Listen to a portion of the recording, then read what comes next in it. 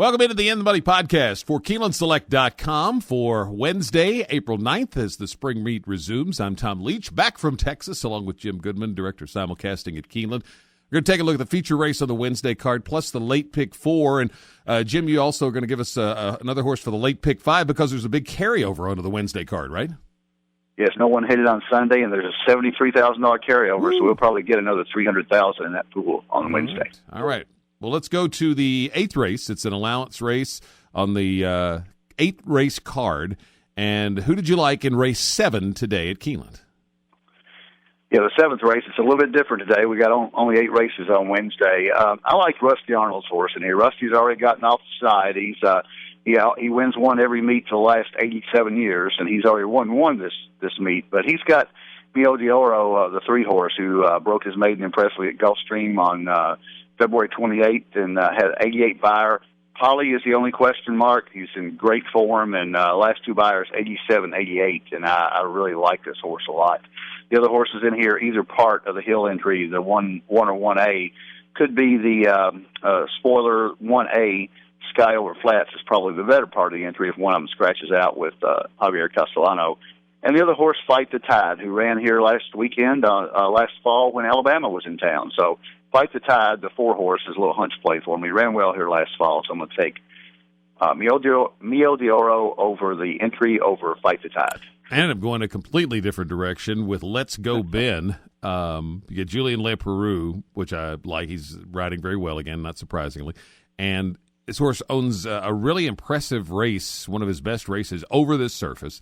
And 8-1 on the morning line was too good to pass up.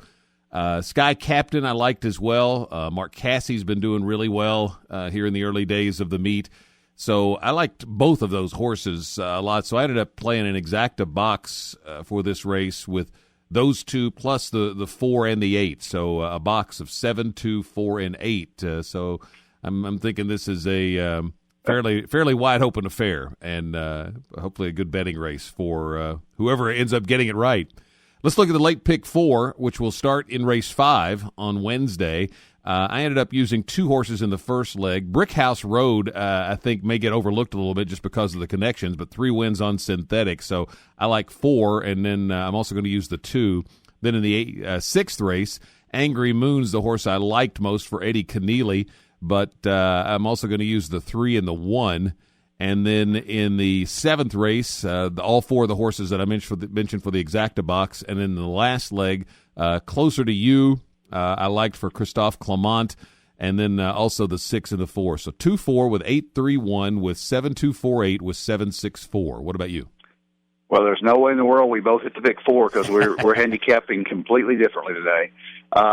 In the first leg, first of all, the horse that I like in the 4th race, which would be the first leg of the pick 5 today, is Rosario 4 More. Had a tough trip last out and just got to the lead and just gave up a little bit. And Rosario is a huge jockey change on this horse for Belmont. So I would single 4 More, the 3 horse, in the first leg of the pick 5. And then in the pick 4, I would go 5 deep in the first leg, 2, 4, 5, 6, 11. I would single the 2 horse in the second leg, which is Jessica Starr for Michael Stidham. Then in the third leg, I would go 1, 3, 4, the 3 horses I talked about in my original comments on that race. And then I would go 5 deep in the last leg with a 1, 5, 6, 7, 11. And I really like the horse that you mentioned in that race, Closer to You, Christophe Clement. If you get 12-1 on that horse, you got to go to the bank because that horse there's no way it's going to be 12-1 with Clement and Leparoux. So good luck today. I think it's the pick 5 is tough, and I think it could be a really big payoff. And make sure that you plan your time well, unlike I did on Sunday when I was working down at the Final Four and didn't play the pick 4 I gave out, and it paid $1,100 for 50 cents. So hopefully some of you guys had it. I did not, but there will be maybe better days coming. And we hope we can give you some good insight here today, and in the days to come, we'll have a podcast for every racing day. Toyota Bluegrass Stakes Day coming up on Saturday, Makers 46 Mile with Wise Dan on Friday, so it's just a huge week of racing out of Keeneland. Make sure to keep your Keeneland Select accounts funded so you can always get a play in when you, no matter where you are, if you even can't get to the track. So best of luck with your wagers today. For KeenelandSelect.com and the In the Money podcast, for Jim Goodman, I'm Tom Leach.